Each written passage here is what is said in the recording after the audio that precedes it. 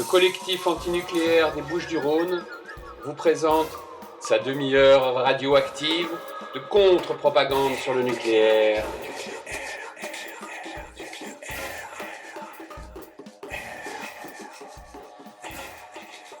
Bienvenue sur Radio Galère dans la demi-heure radioactive, émission animée en direct par le collectif antinucléaire des Bouches-du-Rhône les 2e et 4e mardis du mois à 14h et dorénavant en rediffusion le jeudi de 12h à 12h30.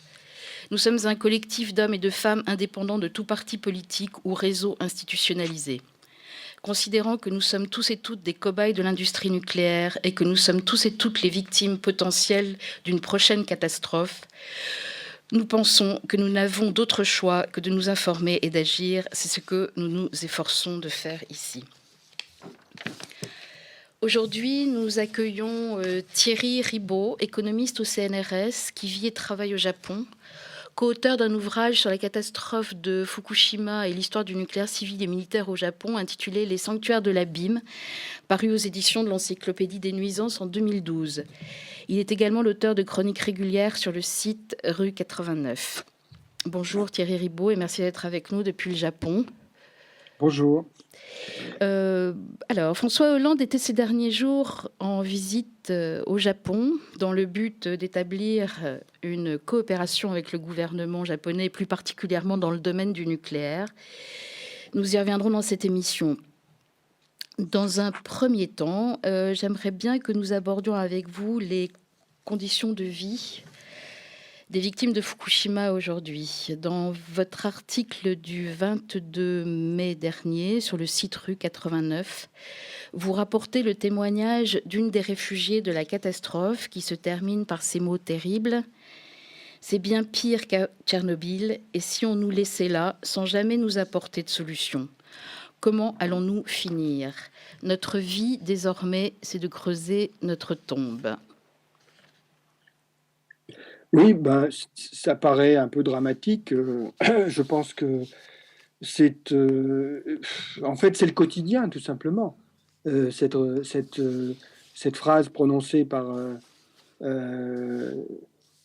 des gens que l'on rencontrait il y a un mois, qui se sont réfugiés donc à 100 km de la centrale nucléaire, dans le département de Fukushima toujours, mais dans une zone qui est beaucoup moins polluée. Et donc ces gens, en fait, sont effectivement, se retrouvent dans une situation impossible, puisque, en fait, à la fois, ils sont séparés de leur lieu de vie d'origine, bien sûr, puisqu'ils ont évacué, ils habitaient à 7 km de la centrale, hein, tous ces gens-là. Oui. Et ils ont été évacués de manu militari pour certains d'entre eux, pas tous d'ailleurs. Ils n'ont pas d'ailleurs, contrairement à ce qui a été dit, ils n'ont pas été évacués tous le 12,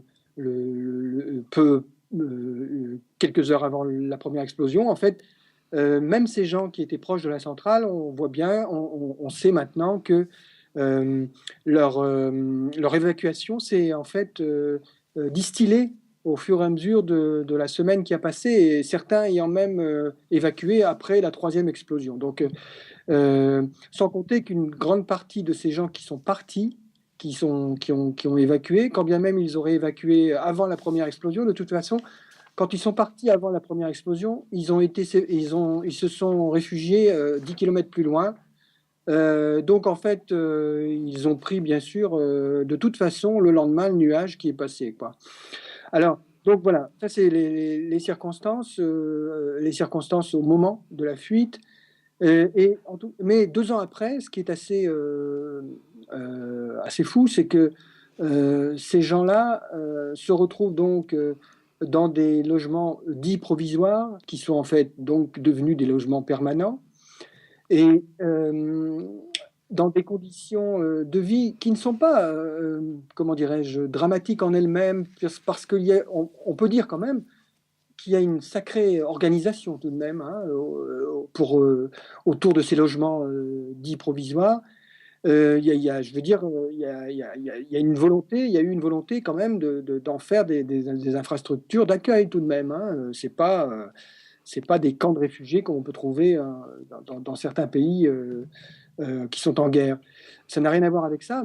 Le problème, il n'est pas là. Le problème, c'est qu'en fait, c'est le problème du provisoire qui devient permanent et que ces gens-là, en fait, se retrouvent dans un mode de vie euh, qu'ils ne peuvent absolument pas assurer d'un point de vue économique parce qu'en fait, ce sont des paysans. Ils vivaient essentiellement de ce qu'ils cultivaient. Ils vivaient en grande partie en dehors des circuits économiques, en réalité.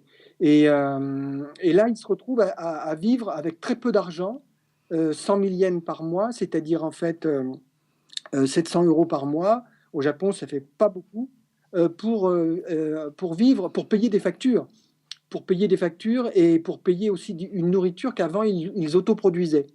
Donc en fait, on est vraiment, c'est très concret, c'est un problème économique, c'est un basculement dans l'organisation économique qui en fait est en train de les paupériser totalement et en fait, et donc par conséquent est en train de les faire sombrer pour une partie d'entre eux, soit dans l'alcoolisme ou voire pour d'autres dans le suicide. Donc voilà, je ne prends pas plaisir à dramatiser cette situation, mais elle est toute simple. Il y a des effets mécaniques dus à la transplantation des populations. Voilà. Et alors le problème, c'est quand ces gens-là, bien sûr, ne sont pas fous au point d'accepter de rentrer dans les zones qu'on leur promet d'être décontaminés d'ici peu. Et ils savent très bien, et ils le savent. Pourquoi? Encore une fois, on n'est pas dans la magie, on est dans l'appareillage et la technique, c'est-à-dire que comme ils sont autorisés à aller régulièrement dans leur ancienne maison, faire du nettoyage parce que ces maisons en fait sont envahies par la nature et par les animaux, etc.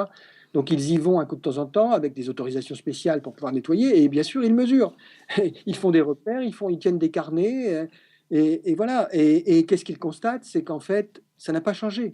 C'est-à-dire, en tout cas pour ces gens qui habitent Futaba, à 7 km de la centrale, lorsqu'ils retournent chez eux, ils continuent de mesurer des taux de radioactivité de l'ordre de 300 microsieverts par heure dans certains endroits. Très irréguliers, bien sûr, ces taux, selon les zones, selon les points chauds, etc. Une même propriété, une même maison va pouvoir rassembler une dizaine de mesures différentes, certes, mais enfin, est-ce que vous pouvez vivre uniquement dans certaines zones de votre maison et condamner certaines autres? Enfin, là, il y a une folie irréaliste dont ces gens-là ne sont pas dupes. Et en tout cas, eux, ils entendent les promesses qu'on leur fait de pouvoir revenir dans 2 ans. Or, en fait, à la mesure qu'ils prennent de la radioactivité, ils savent qu'ils ne reviendront pas. Donc voilà. Donc ils sont d'un côté réfugiés avec des conditions économiques intenables, et de l'autre, impossibilité physique de rentrer. C'est pour ça qu'ils parlent de creuser leur tombe, parce qu'ils ne savent plus où ils se trouvent, quoi. Et cependant, le gouvernement japonais a refait des zonages là autour de Fukushima, leur expliquant qu'ils pouvaient retourner. Alors, vous pouvez peut-être nous expliquer ça. Il y a deux différentes zones. Une zone où ils peuvent, alors une zone où ils peuvent aller pour des courts séjours. Enfin, peut-être vous pouvez nous expliquer ça et comment les réfugiés réagissent à ça, à cette promesse en fait. Alors ces témoignages qu'on recueille là chez les gens qui sont réfugiés, dans un contexte où effectivement, là, très récemment, le mois dernier, enfin le 27 mai précisément, en fait, il s'est opéré quelque chose d'important euh, qui est passé très inaperçu, c'est que en fait, si vous voulez, euh, si on refait l'histoire du zonage, en avril 2011, le gouvernement avait fixé une zone d'évacuation de 20 km, qui comprenait la ville de Futaba et 8 autres collectivités locales. Mhm. Alors, un an plus tard, là on est en avril 2011, en avril 2012, comme vous vous en souvenez peut-être, cette zone des 20 km a été réduite à 10 km. Et la totalité du périmètre a été réorganisée. Et en fait, qu'est-ce qui s'est passé là récemment, le 27 mai 2013? Eh bien, c'est un processus d'achèvement, c'est le processus d'achèvement de la suppression de la zone des 20 km qui s'est opéré. C'est-à-dire qu'en fait, et donc, par conséquent, ça a supprimé totalement l'idée d'une zone interdite. En fait. Et l'idée, pas seulement l'idée, mais également l'existence. Donc il n'y a plus, depuis le 27 mai 2013, il n'y a plus de zone interdite à proprement parler autour de Fukushima. Alors, qu'est-ce qui s'est passé? En fait, ils ont, à partir du 27 mai, les autorités ont redécoupé, en fait, ont prolongé le redécoupage qu'ils avaient déjà mis en œuvre dans les 30 et dans les 20 km. Et ils l'ont prolongé jusque dans les 10 km et partout, en fait. Et il s'agit, en fait, d'un découpage qui consiste en deux grandes catégories. La première, c'est une zone qu'on appelle, alors là, je cite, parce que la terminologie est très importante, c'est une zone de retour indéterminée. Alors là, dans cette zone-là, les allers-retours en journée sont autorisés sur des durées très courtes et contrôlées, sans date prévue d'accès libre. C'est-à-dire qu'il n'y a pas d'échéance, on ne sait pas quand est-ce que ces zones-là redeviendront en accès libre. C'est ce qu'on appelle les zones de retour indéterminé. La contamination dans ces zones-là est supérieure à 50 millisieverts par an. Il n'y a aucun espoir d'ici 5 ans de retrouver un seuil qui serait de l'ordre de 20 millisieverts par an, qui, je le rappelle, est le seuil actuellement qui donne droit au retour à la vie normale, dans le contexte de Fukushima. Et qui est quand même 20 fois supérieur à ce qui est autorisé par les instances internationales. Et également 4 fois supérieur au seuil d'évacuation obligatoire à Tchernobyl aussi. Donc, effectivement, zone de retour indéterminée d'une part, et deuxième grande zone, zone de préparation à l'annulation de la directive d'évacuation. Ça, c'est une zone, en fait, qui comprend à la fois des morceaux qui vont de 20 à 50 millisieverts, des morceaux de territoire qui vont de 20 à 50 millisieverts. Là, on dit qu'il faudra plusieurs années avant de pouvoir revenir à 20 millisieverts, mais c'est l'objectif en tout cas. Donc ça, cette sous-partie-là, cette sous-zone-là, elle est accessible en journée, mais on ne peut pas y travailler pour l'instant. Mais il s'agit en fait de transformer cette sous-zone-là, donc de 20 à 50 millisieverts, de la ramener à 20 millisieverts au plus vite, de manière à pouvoir en étant ramené à 20 millisieverts, de manière à pouvoir y faire vivre normalement la population, c'est-à-dire pouvoir l'y faire à la fois travailler et résider, en fait, y compris la nuit. Donc, là, ça veut dire que on concentre les énergies en termes de décontamination, et on concentre les énergies également en termes de restructuration des fonctions urbaines, mise en place de soutien à l'emploi, et également remise en place du système scolaire, etc. Bon, alors voilà où on en est. En fait, pour prendre un peu de distance et pour analyser un peu toute cette affaire, qu'est-ce qui s'est passé? On a, avec la suppression de l'idée de zone interdite, la zone interdite avait le désavantage, effectivement, comme on l'a bien dénoncé, d'être concentrique et d'avoir une espèce de caractère complètement arbitraire. Mais au moins, elle avait, je dirais encore l'avantage de prouver, d'expliciter le fait qu'il y avait une zone qui était véritablement interdite, dans laquelle on n'allait pas.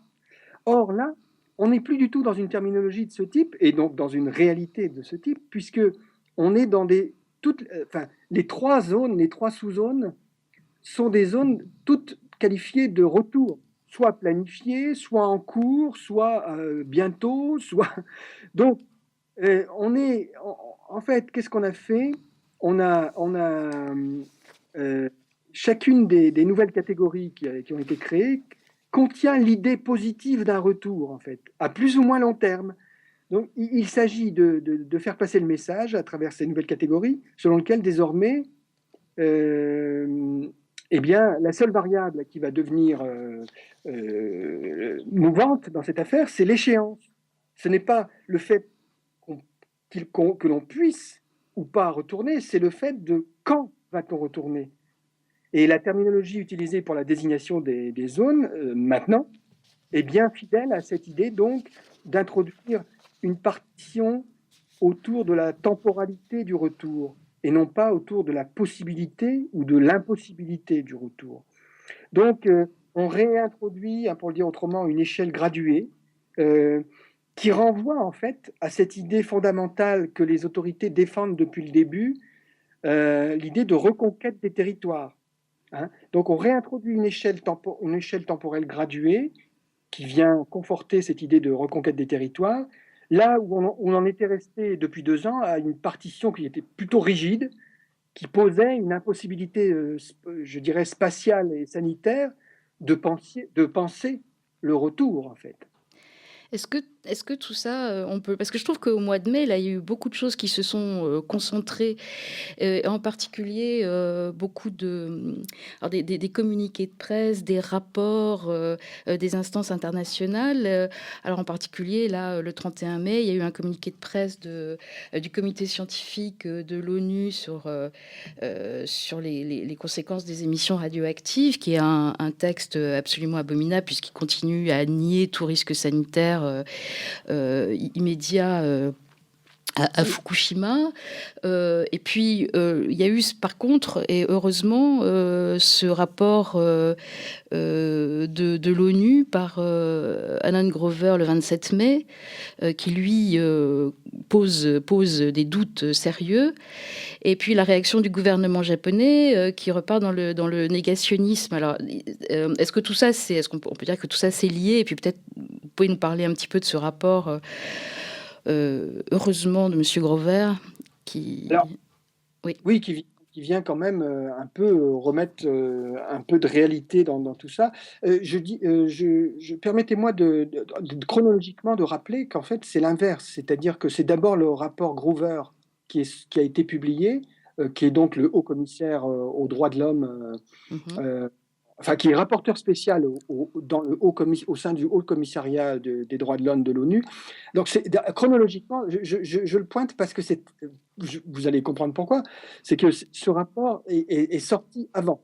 Oui. Il est sorti vers le 25 mai. Il y a eu des versions draft, brouillons qui ont été diffusées. Mais ce qui est intéressant, c'est qu'en fait, le rapport de l'UNSCEAR dont vous avez parlé, c'est-à-dire ce rapport donc, qui était promis depuis déjà 2 ans, hein, rassemblant 70 spécialistes du monde entier, qui sont en grande partie les mêmes spécialistes qui avaient fait des rapports sur Tchernobyl, bien sûr. Et bien, ce rapport de l'UNSCEAR, il ne devait pas sortir tout de suite, en fait.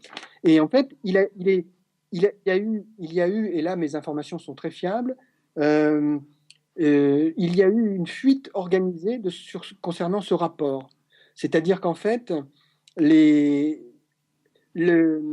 l'homologue japonais de l'UNSCEAR, qui est l'Institut national des sciences radiologiques au Japon, qui est donc le partenaire de l'UNSCEAR au Japon, a organisé une fuite concernant ce rapport, c'est-à-dire ils ont fait une fuite artificielle, une fausse fuite, divulguant donc des résultats préliminaires de ce rapport avant même qu'il ne soit rendu public auprès de la presse japonaise. Parce qu'en fait, ils l'ont fait parce que justement, ils ont eu assez peur des attaques qui ont été publiées par le rapport de Alan Grover, du rapporteur spécial sur les droits de l'homme. Et donc, les médias japonais ont répercuté au même moment qu'il y a eu les résultats du rapport Grover, ont été en quelque sorte contraints, poussés à répercuter les résultats extrêmement minimalistes, bien sûr, du rapport de l'UNSCEAR concernant les victimes à venir de Fukushima. Alors, je ne vais pas m'appesantir sur les résultats de ce rapport de l'UNSCEAR. Les gens les connaissent. En gros, de toute façon, je note simplement que ce rapport de l'UNSCEAR, il aura fallu 80 scientifiques mondiaux qui ont transpiré depuis 2 ans sur un rapport dont les conclusions ont déjà été énoncées il y a déjà 1 an et demi dans différents supports, y compris par des gens de l'UNSCEAR d'ailleurs. nous avons des traces de vidéos, d'entretiens, qui montrent en fait des gens de l'UNSCEAR expliquant que de toute façon, il y aurait 0 mort, non pas seulement à court terme, mais à long terme à Fukushima. Et bien sûr, ces spécialistes partant du principe que le bilan de Tchernobyl est de 48 morts du côté des liquidateurs et de 15 morts du côté des cancers de la thyroïde. Donc voilà. Bon, donc une drôle d'affaire, cette histoire de rapport de l'UNSCEAR. Bon, je ne vais pas m'y appesantir. Revenons sur le rapport Groover qui lui, est donc a essayé de faire son travail, c'est-à-dire de réfléchir à vraiment au problème de la protection des populations. En fait, ce rapport, bon, ben, les gens, tout le monde peut le lire, hein, il n'y a pas de mystère. Ce qu'on peut dire, c'est que le rapport Groover, quand même, vient valider toutes les revendications, mais alors toutes les revendications qui sont faites depuis 2 ans par les individus ou certains mouvements plus ou moins organisés citoyens au Japon concernant l'affaire de Fukushima. Notamment, bien sûr, une critique très forte est émise par ce rapport concernant le seuil de 20 millisieverts. Et également, ce rapport a l'avantage de mettre en question les méthodes, la méthodologie, la base, de manière très simple. Il met en question la méthodologie de l'ICRP et donc de l'UNSCEAR et de toutes les grandes organisations pro-nucléaires mondiales, notamment le fait qu'elles ont recours à l'analyse coût-bénéfice lorsqu'elles font des estimations des dégâts d'une catastrophe nucléaire. Le rapport Groover insistant sur le fait que l'intérêt collectif ne peut en aucun cas dominer le droit individuel, notamment le droit à la santé.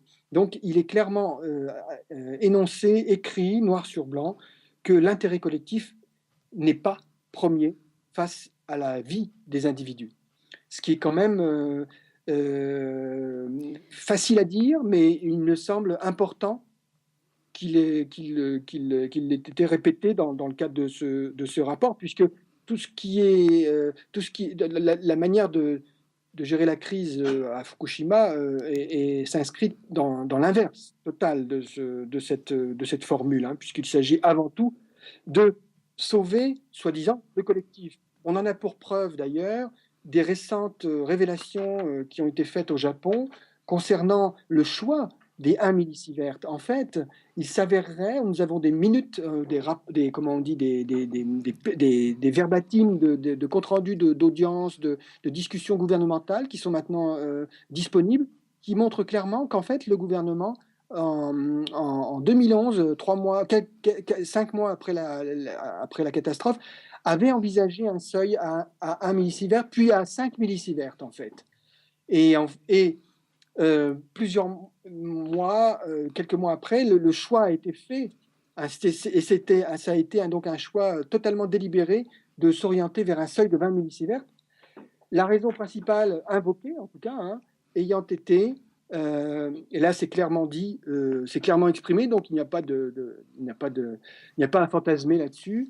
La raison principale étant que si le seuil avait été fixé à 5 millisieverts, il aurait fallu évacuer les 3 plus grandes villes du département qui rassemblent chacune 330 000 habitants. Donc, il aurait fallu évacuer à peu près 1 400 000 personnes sur les 2 millions que contient le département. Mais ça, nous le savons depuis le début. Je veux dire, les gens qui se battent d'une manière ou d'une autre, soit en groupe, soit seuls dans cette affaire-là, n'ont fait que l'affirmer. Mais en fait, il semblerait que les autorités elles-mêmes l'aient mesurer en fait ça et les estimer dans leur décision de fixer le seuil à 20 millisieverts au lieu de 5 millisieverts. Alors, en fait, Monsieur Grover, il ne fait que reprendre ce que normalement l'Organisation mondiale de la santé devrait appliquer, et commencer ses liens avec l'AIEA et toutes ces autres organisations. On voit bien qu'il y a des tensions au sein même de l'ONU. Hein, là, alors, ça n'empêche pas le gouvernement japonais de dire que tout ça, enfin que le rapport de Monsieur Grover, c'est de la foutaise, grosso modo, et que au contraire, on fait des projets pour vendre, alors pour faire revenir les gens dans les zones contaminées, mais aussi pour vendre la technologie japonaise à l'étranger. Alors, en fait, je veux simplement repréciser que l'argument de base, parce que c'est important de l'avoir en tête, l'argument de base du gouvernement japonais face au rapport Grover, est de dire qu'en fait, ce rapport n'est pas scientifique. C'est-à-dire qu'en fait, les bases sur lesquelles ce rapport s'appuie ne sont pas des bases scientifiques. Il faut entendre, bien sûr, la manière dont les autorités japonaises définissent les bases scientifiques d'un tel rapport. Ce sont les bases qui ont été mises en place par les experts de l'OMS, de l'UNSCEAR, de l'ICRP et de l'AIEA. Ça, c'est expressément dit. Et hors de ces bases, il n'est pas possible, en fait, à quiconque de décrire une vérité. Donc, on est vraiment dans un combat sur la vérité que mènent les autorités japonaises. Et alors, donc, et puis je rappelle aussi que un des contre-arguments du gouvernement japonais face au rapport Grover, c'est de dire que c'est un argument incroyable qui consiste à dire, en fait, en gros, hein, vouloir prendre soin de manière trop attentive des populations, c'est entraver leur vie. Et c'est véritablement leur causer des déboires. Et le contre-rapport japonais parle même de fardeau inutile que l'on ferait peser aux habitants locaux en leur imposant un excès d'examen de dépistage, puisque le rapport Grover appelait à avoir des examens de dépistage au niveau sanguin et au niveau urinaire systématisés, ce que n'a pas prévu la vaste enquête de santé publique menée actuellement à Fukushima. Donc voilà. Donc on est face à des arguments, donc absence scientifique, de base scientifique, et par ailleurs volonté. On invoque même l'argument éthique, volonté éthique de ne pas peser de manière inutile, en gros, sur l'inquiétude en fait des populations en leur imposant des examens médicaux inutiles. Voilà l'argumentation. Bien sûr, essayer de la démonter en temps voulu. Alors, face à ça, c'est la branche, je dirais, interne et des affaires intérieures du Japon. Et puis, bien sûr, là-dessus, il y a la politique économique d'expansionnisme et, je dirais, de néocolonialisme japonaise qui, en fait, vient s'articuler sur tout ça. À la fois, il s'agit donc de dire que il ne s'est rien passé à Fukushima, et donc on est vraiment dans une opération de reconstruction, de révision de l'histoire. Hein. Il y a différents éléments qui nous permettent de parler de véritable révision de l'histoire, puisque, par exemple, le nouveau rapport du ministère de l'Environnement japonais 2013, le white paper, ce qu'on appelle donc le papier blanc, hein, le rapport blanc du ministère, a décidé de gommer toute référence au risque que génère l'utilisation de l'énergie nucléaire, alors que dans son rapport de 2012, le ministère de l'Environnement japonais avait encore la décence tout de même de reconnaître qu'il y avait eu un problème à Fukushima et que le nucléaire, disait-il, représente un des plus gros problèmes qui puissent exister pour l'environnement. Et là, dans son nouveau rapport, il n'est plus question aucunement d'effet négatif de l'énergie nucléaire, du recours à l'énergie nucléaire sur les conditions de vie environnementale. Voilà, donc on est en pleine révision de l'histoire, et M. Abe, bien sûr, est un spécialiste de la révision de l'histoire, puisqu'il est lui-même, comme vous le savez certainement, petit-fils d'un ancien criminel de guerre non jugé et libéré par les Américains. Donc, il en connaît un rayon en matière de révisionnisme historique. Alors, qu'est-ce qu'il faut dire sur la politique qu'est-ce qu'on peut dire sur la politique de M. Abe? Bon, d'abord, il faut rappeler que c'est une politique d'esbrouf total, d'un point de vue économique, je veux dire. Et ça, personne ne le dit en France. On parle d'Abenomics. C'est une supercherie totale. Et je ne suis pas le seul à le dire, puisque même un certain nombre de médias très conservateurs au Japon ne s'empêchent pas de le rappeler, en rappelant qu'en fait, il ne fait que des promesses avec des chiffres et des calendriers à 2020 et 2030, sachant qu'en fait, aucune de ces promesses ne pourra être tenue du point de vue économique, je parle ici. Et bien sûr, un des grands éléments de la relance que M. Abe veut imposer à son pays, c'est une relance par le nucléaire. Et là, encore une fois, avec une attitude totalement paradoxale, puisque à la fois il veut, bien sûr, il veut absolument un retour, une relance du nucléaire, tout en tenant un discours de dérégulation visant à dire qu'il faut abolir les monopoles régionaux en matière de fourniture d'électricité. Alors qu'en fait, tout le monde sait que si on relance le nucléaire au Japon, c'est en fait pour relancer la machine antérieure des monopoles régionaux de fourniture d'électricité. Donc, mais M. Abe n'a pas peur des contradictions et des paradoxes. Et je voudrais simplement dire cette chose, en fait, parce que je pense que le temps tourne. Oui, mais allez-y, on a encore... allez, on se donne encore 2 minutes. Il ne faut pas perdre de vue, au-delà des alliances entre amis avec M. Hollande, etc., qui sont, bon, après, on peut les juger comme on veut. Bon, on voit bien qu'il s'agit de relancer, de part et d'autre, de relancer l'industrie nucléaire. Personne ne s'en est jamais caché. Les Montebourg et compagnie sont là pour ça. Ce qui est bien sûr, donc, avec les partenariats Mitsubishi Areva en Turquie, etc. Il y a aussi l'exportation conjointe d'armes. Donc, il y a quand même un grand projet de coopération entre la France et le Japon pour exporter ensemble des armes. On ne sait pas exactement de quelles armes il s'agit. Mais ce qui est intéressant, c'est ce qui me semble important de noter, c'est qu'en fait, avec M. Abe, on est en train de replonger le Japon. On va voir le Japon replonger dans une grande politique de colonialisme, notamment en Afrique. Bien sûr, avec le bel argument de vaincre la pauvreté dans cette zone du monde qui va de Djibouti à l'océan Atlantique, dans toute cette Afrique subsaharienne.